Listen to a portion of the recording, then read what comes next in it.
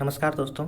इस वीडियो में हम IC38 बुक का अध्याय 8 जीवन बीमा उत्पाद के बारे में जानेंगे। इस अध्याय में हम जीवन बीमा उत्पाद के पहले भाग के बारे में पढ़ेंगे और नेक्स्ट भाग जो पार्ट 2 है वो अध्याय 9 में पढ़ेंगे।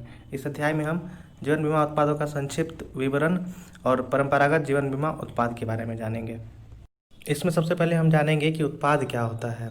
तो उत्पाद लोकप्रिय संदर्भ में उत्पाद को एक वस्तु के बराबर माना जाता है, यानी बाजार में लाया और बेचा जाने वाला कोई सामान। हालांकि किसी सामान की उपयोगिता या लाभप्रदता उस सामान से नहीं बल्कि उसकी विशेषताओं से निकलती है। यह हमें मार्केटिंग के परिप्रेक्ष्य में लाता है। मतलब मार्केटिंग के दृष्टिकोण से कोई उत्पाद विशेषताओं का एक समूह होता है। तो जीवन बीमा भी जो है वो विशेषताओं का एक समूह है, इसीलिए ये भी एक प्रोडक्ट के रूप में मार्केट में सेल होता है। इसके बहुत सारे रूप है जिसके बारे में हम आगे पढ़ेंगे। यहाँ एक उत्पाद का उदाहरण दिया हुआ है, कोलगेट, क्लोजअप और प्रॉमिस। सभी टूथपेस्ट एक ही श्रेणी के अलग अलग ब्रांड हैं, लेकिन इन ब्रांड में प्रत्येक में कुछ की विशेषताएं एक दूसरे से अलग हैं। उत्पाद अपनी विशेषताओं पर निर्भर करता है और उत्पाद दो तरह के हो सकते हैं, मूर्त और अमूर्त। मूर्त उन भौतिक वस्तुओं को संदर्भित करता है जिन्हें सीधे स्पर्श करके छुआ जाना जा सकता है, उदाहरण के लिए कार या टीवी सेट। अमूर्त उन उत्पादों को दर्शाता है जिनको केवल परोक्ष रूप से ही अनुभव किया जाता है, जैसे कि जीवन बीमा एक अमूर्त उत्पाद है। ये हमने पहले भी डिस्कस किया। अब आगे है जीवन बीमा उत्पादों का उद्देश्य और कवर की गई आवश्यकताएं। तो जीवन बीमा हम जानते हैं कि ये किसी भी तरह के जोखिम से निपटने के लिए लिया जाता है। इसका पूर्वानुमान तो सबको रहता है, लेकिन ये पता नहीं रहता है कि ये मतलब इसका टाइम कब है। तो इसे कवर करने के लिए, रिस्क को कवर करने के लिए जीवन बीमा उत्पादों की आवश्यकता है। अब आगे है जीवन बीमा उत्पादों में राइडर। जीवन बीमा उत्पाद में राइडर एक एडिशनल फीचर ऐड करवाने के लिए युक्ति है। राइडर के मदद से कोई भी व्यक्ति अपने जीवन बीमा में कोई एक एडिशनल फीचर या एक एडिशनल सुविधा जुड़वा सकता है। जैसे कि राइडर एक ऐसा प्रावधान है जिसे पृष्ठांकन के माध्यम से जोड़ा जा सकता है, जो फिर अनुबंध का हिस्सा बन जाता है।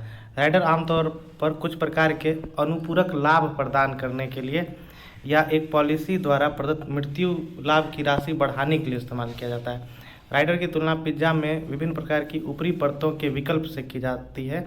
ये हम आगे के स्लाइड में देखेंगे। जैसे कि ये एक है सादा पिज्जा जिसमें बेस है और ऊपर से चीज़ है। बाकी राइडर के रूप में अगर राइडर को समझना है तो हम पिज्ज़ा पे बहुत सारे टॉपिंग्स डलवाते हैं, तो राइडर को हम उसके टॉपिंग्स के रूप में देख सकते हैं। जैसे मान लीजिए किसी ने एक जीवन बीमा लिया है सादा पिज्ज़ा की तरह, और उसके बाद आधार पॉलिसी हो गया, और उसके बाद राइडर अगर पिज्ज़ा पे टॉपिंग डलवाता है, जैसे कि इसमें क्रिटिकल इलनेस राइडर है, गंभीर बीमारी का राइडर, दुर्घटना मृत्यु लाभ, एक्सीडेंटल डेथ राइडर, उसके बाद प्रीमियम माफ राइडर।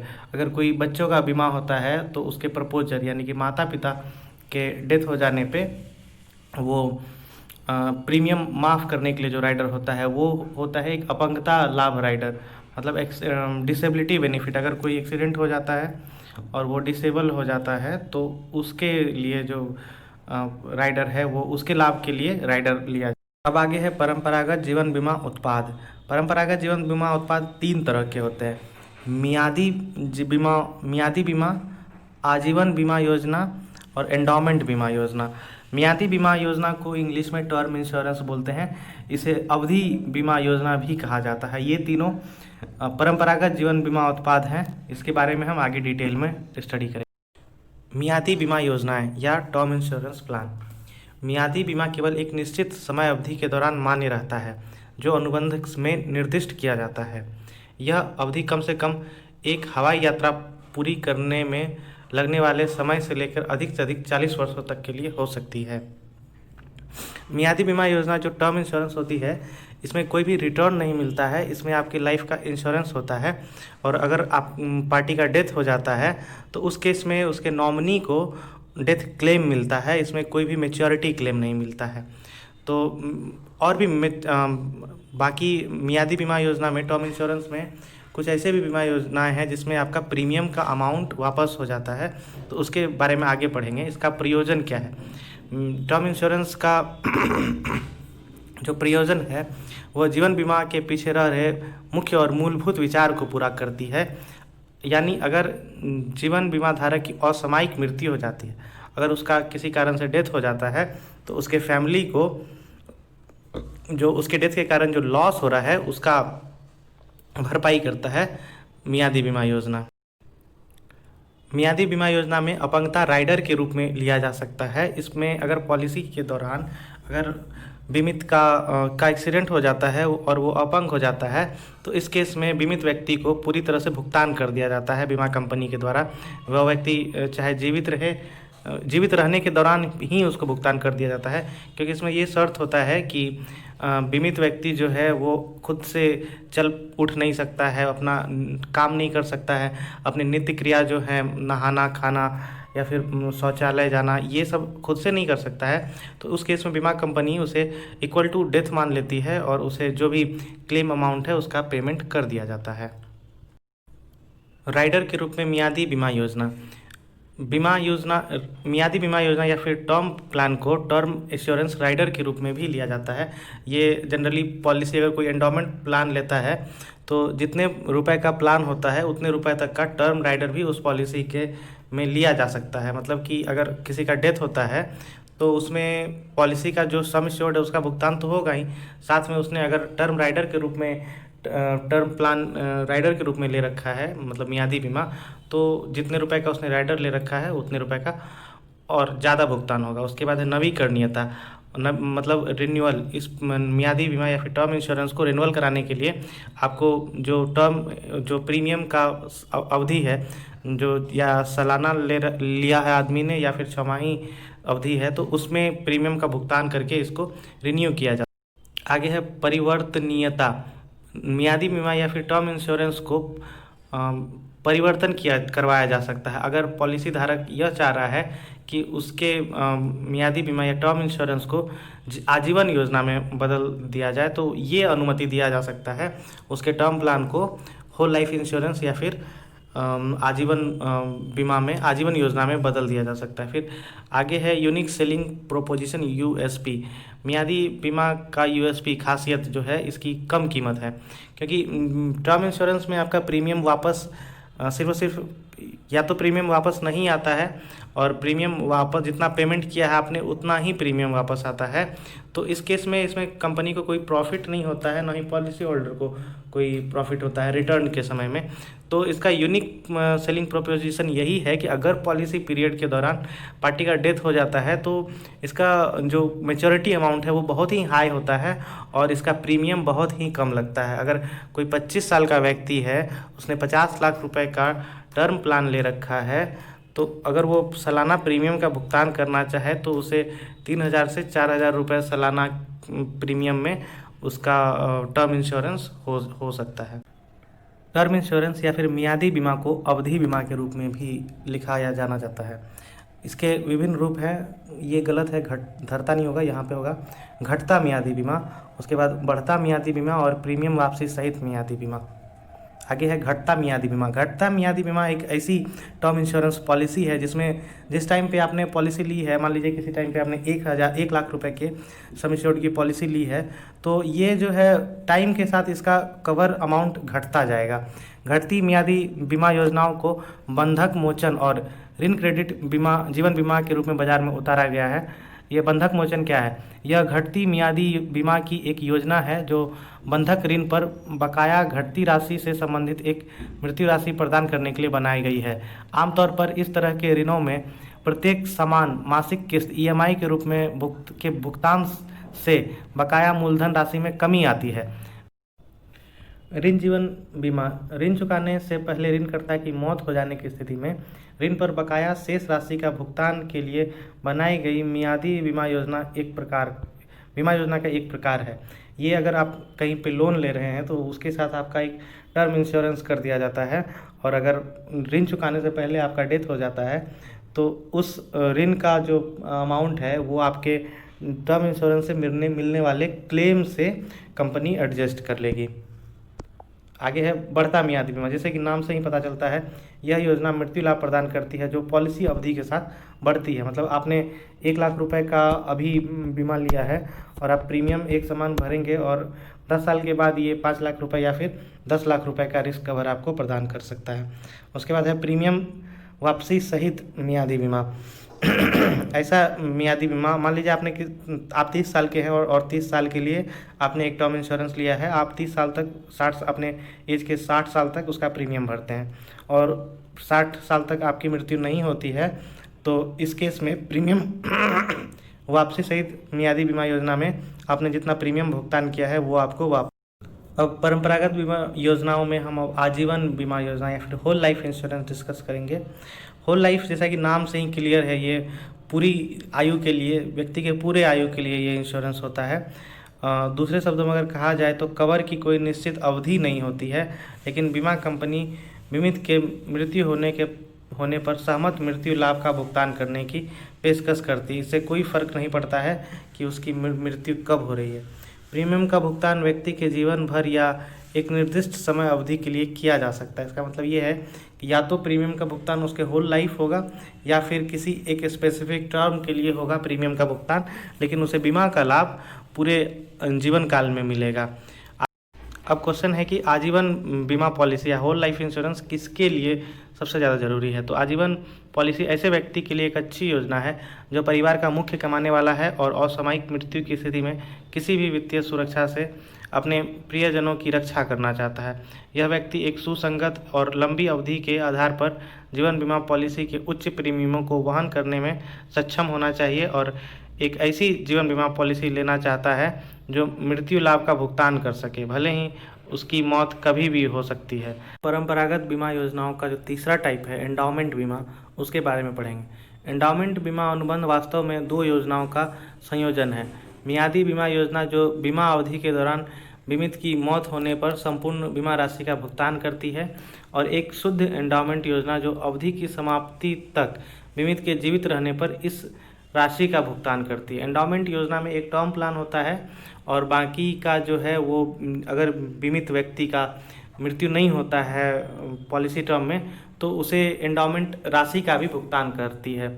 अतः इस उत्पाद में मृत्यु और उत्तरजीविता दोनों लाभ शामिल है। मतलब अगर डेथ हो जाता है उस केस में भी बेनिफिट मिलता है, और अगर पार्टी का डेथ नहीं होता है, अगर वो आउटलिव करता है, तो उस केस में भी बेनिफिट मिलता है। आर्थिक दृष्टिकोण से यह अनुबंध घटती मियादी बीमा योजना और बढ़ते निवेश तत्व का एक संयोजन है। आगे है, यह योजना कर संबंधी प्रयोजनों के लिए प्रीमियम की कटौती के प्रावधान के कारण भी आकर्षक बन गई है। इसका मतलब ये है कि अगर कोई भी व्यक्ति बीमा के प्रीमियम के रूप में अपना खर्च दिखाता है, तो गवर्नमेंट उस खर्च पे उससे कोई भी इनकम टैक्स चार्ज नहीं कर सकती है। इसीलिए जो एंडाउमेंट प्लान है वो ज़्यादा पॉपुलर है। एंडाउमेंट प्लान के बहुत सारे रूप होते हैं, इसके बारे में हम अभी चर्चा करेंगे। पहला है धन वापसी योजना, मनी बैक प्लान। भारत में एंडाउमेंट योजनाओं का एक लोकप्रिय भिन्न रूप मनी बैक पॉलिसी रहा है। यह आमतौर पर एक एंडाउमेंट योजना है जिसमें पॉलिसी अवधि के दौरान समय समय पर किस्तों में बीमा राशि के एक हिस्से की वापसी और शेष बीमा राशि का भुगतान अवधि के अंत में करने का प्रावधान है।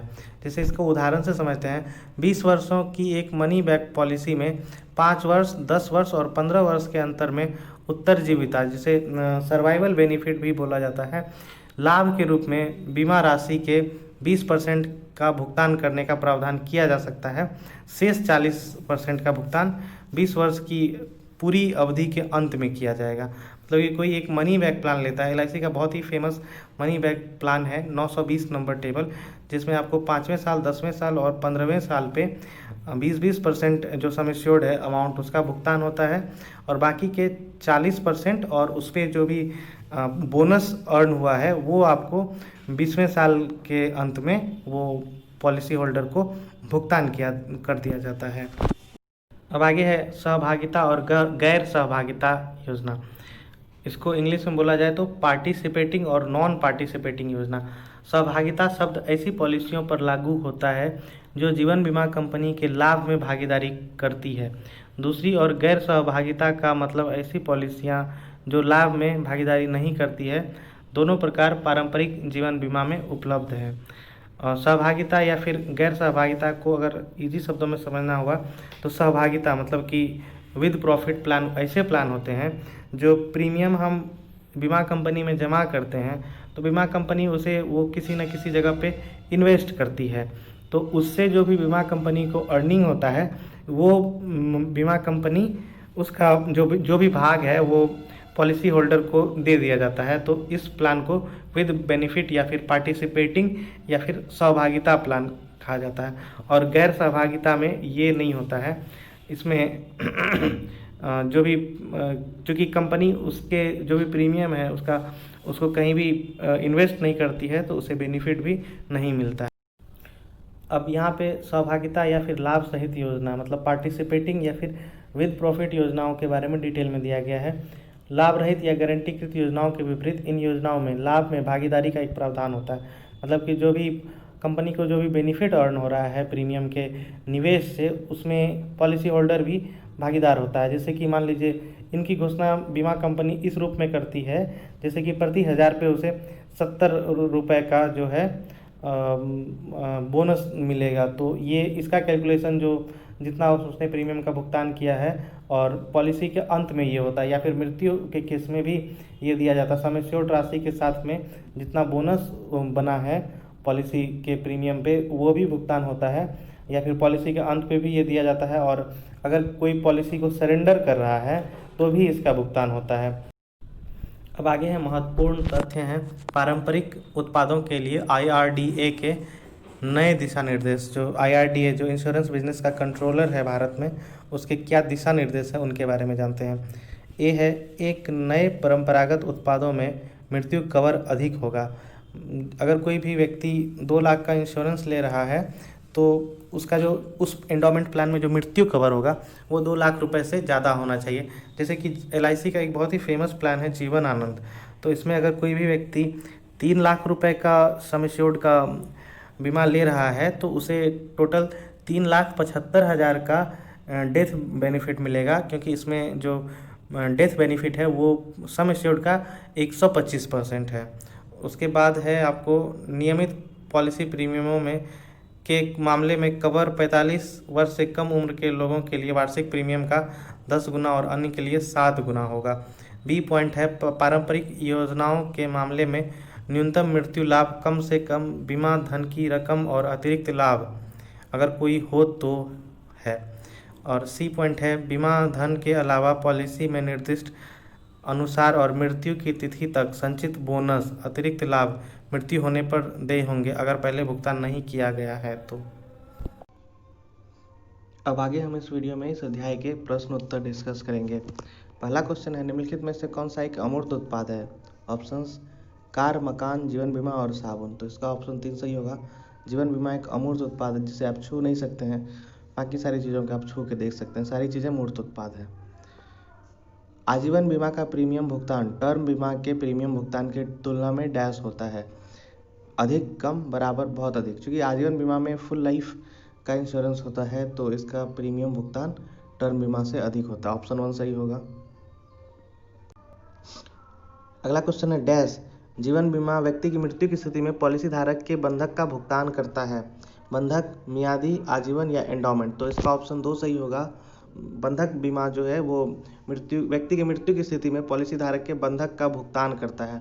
मान लीजिए किसी व्यक्ति ने किसी बैंक से लोन ले रखा है और बैंक को लगता है कि अगर व्यक्ति की मृत्यु बिना लोन के पेमेंट के हो जाती है तो लोन का पेमेंट कौन करेगा। उस स्थिति में बैंक उस व्यक्ति का बंधक बीमा करवा देता है, जो कि अगर व्यक्ति लोन पेमेंट के से पहले मर जाता है तो उसका जो भी लोन का अमाउंट बचा हुआ है वो उस व्यक्ति को मिलने वाले क्लेम की राशि से बैंक चुकाएगा। अगला क्वेश्चन है अपने जीवन बीमा के लिए आपके द्वारा प्रीमियम का भुगतान जितना डैश होगा आपकी मृत्यु की स्थिति में लाभार्थी को क्षतिपूर्ति का भुगतान उतना ही डैश होगा। तो इसका ऑप्शन 1 सही होगा। आपके जीवन बीमा के लिए आपके द्वारा प्रीमियम का भुगतान जितना अधिक होगा आपकी मृत्यु की स्थिति में लाभार्थी को क्षतिपूर्ति का भुगतान उतना ही अधिक होगा। अगला क्वेश्चन है मियादी बीमा योजना के संबंध में नीचे दिया गया कौन सा विकल्प सही है। एक है मियादी बीमा योजनाएं आजीवन नवीकरणीय विकल्प के साथ आती है। सभी मियादी बीमा योजनाएं एक अंतर्निहित अपंगता राइडर के साथ आती है। मियादी बीमा एक अकेली पॉलिसी के रूप में और अन्य पॉलिसी के साथ एक राइडर के रूप में खरीदा जा सकता है। तो इसका ऑप्शन 3 सही होगा। मियादी बीमा योजना को आप एक स्टैंड अलोन या फिर एक अकेली पॉलिसी के रूप में और किसी अन्य पॉलिसी के साथ एक राइडर के रूप में भी ले सकते हैं। ऑप्शन 3 सही है। नेक्स्ट क्वेश्चन है, घटती मियादी बीमा में प्रीमियम भुगतान समय के साथ डैश रहता है। तो इसमें बढ़ता घटता स्थिर या वापस किया जाता है? इसमें स्थिर रहता है। जैसा कि आप लोग जानते हैं लेवल्ड प्रीमियम का इसमें कंसेप्ट होता है कि बीमा में प्रीमियम कभी नहीं बढ़ता है आपके पॉलिसी कमेंसमेंट के बाद। अगला क्वेश्चन है, मियादी बीमा पॉलिसी में उपलब्ध परिवर्तनीयता का विकल्प का प्रयोग करके आप इसे डैश में बदल सकते हैं। ऑप्शंस हैं आजीवन पॉलिसी, बंधक पॉलिसी, बैंक एफडी, मियादी बीमा पॉलिसी। तो घटती मियादी पॉलिसी, तो इसका ऑप्शन 1 सही होगा। आप मियादी बीमा को आजीवन बीमा में बदल सकते हैं। और अगला क्वेश्चन है, जीवन बीमा उत्पाद का प्राथमिक उद्देश्य क्या होता है? कर में छूट, सुरक्षित निवेश का अवसर, व्यक्ति की उत्पादक क्षमताओं के आर्थिक मूल्य के नुकसान के लिए संरक्षण, धन संचय। तो बीमा का उद्देश्य ही है नुकसान के लिए संरक्षण, किसी आकस्मिक दुर्घटना के केस में संरक्षण। तो इसका ऑप्शन 3 सही होगा। व्यक्ति की उत्पादक क्षमताओं के आर्थिक मूल्य के नुकसान के लिए संरक्षण। अगला क्वेश्चन है, निम्नलिखित में से किसे एक मियादी पॉलिसी खरीदने की सबसे अच्छी सलाह दी जाती है? मियादी पॉलिसी मतलब टर्म इंश्योरेंस। एक ऐसा व्यक्ति जिसे बीमा अवधि के अंत में पैसे की जरूरत है। एक ऐसा व्यक्ति, चूंकि मियादी पॉलिसी में तो पैसे मिलते नहीं है तो यह ऑप्शन गलत होगा। एक ऐसा व्यक्ति जिसे बीमा की जरूरत है और उच्च बजट है। तो उच्च बजट वाले टर्म इंश्योरेंस क्यों लेंगे? क्योंकि इनका प्रीमियम लो होता है। एक ऐसा व्यक्ति जिसे बीमा की जरूरत है लेकिन बजट कम है, ये ऑप्शन सही होगा कि बजट कम है तो उसे बीमा की ज़रूरत है तो वो टर्म इंश्योरेंस ले सकता है। अगला ऑप्शन है, एक ऐसा व्यक्ति जिसने एक बीमा उत्पाद की ज़रूरत है जो उच्च लाभ देता हो। तो टर्म इंश्योरेंस में कोई लाभ नहीं मिलता है तो ये ऑप्शन भी गलत होगा। ऑप्शन 3 सही होगा। अगला क्वेश्चन है, घटती मियादी बीमा के संबंध में नीचे दिया गया कौन सा कथन गलत है? मृत्यु लाभ की राशि कवरेज की अवधि के साथ कम हो जाती है, ये सही है, गलत नहीं है। दूसरा है, प्रीमियम राशि कवरेज की अवधि के साथ कम हो जाती है, ये ऑप्शन 2 सही होगा। किसी भी बीमा में प्रीमियम राशि हमेशा समान रहता है। इसे मतलब आप लोग याद कर लें, चाहे जिस तरह से आप याद रखना चाहें याद रखें। प्रीमियम की राशि कभी नहीं घटती है। ऑप्शन 3 है, प्रीमियम संपूर्ण अवधि के दौरान एक समान रहता है, ये भी सही है। तो हमें गलत ऑप्शन चूज करना है, ऑप्शन 2 सही है। अगला क्वेश्चन है, एंडाउमेंट बीमा योजना के संबंध में नीचे दिया गया कौन सा कथन सही है? इसमें केवल एक मृत्यु लाभ का घटक होता है, इसमें केवल उत्तरजीविता लाभ का घटक होता है, इसमें मृत्यु लाभ और उत्तरजीविता लाभ दोनों का घटक होता है। तो ऑप्शन 3 सही होगा। इसमें दोनों का घटक, यह मियादी बीमा योजना के समान है, ये भी गलत है। इसमें मृत्यु लाभ भी होता है और उत्तरजीविता लाभ जिसे मैच्योरिटी बेनिफिट कहते हैं, दोनों होता है। अगला क्वेश्चन है, इसमें से कौन एंडाउमेंट बीमा योजना का एक उदाहरण है? बंधक मोचन योजना नहीं, बंधक मोचन योजना बीमा योजना का उदाहरण, एंडाउमेंट बीमा योजना का उदाहरण नहीं है, ये टर्म इंश्योरेंस का उदाहरण है, मियादी बीमा योजना का उदाहरण है। उसके बाद है दूसरा ऋण जीवन बीमा योजना, ये भी ऑप्शन गलत है। मनी बैक योजना, ये ऑप्शन एंडाउमेंट का है, एंडाउमेंट योजना का एक उदाहरण है। और आजीवन योजना, इसमें ऑप्शन 2, 3 ही सही है। मनी बैक योजना एक एंडाउमेंट योजना का उदाहरण है, बाकी सारे ऑप्शन गलत है।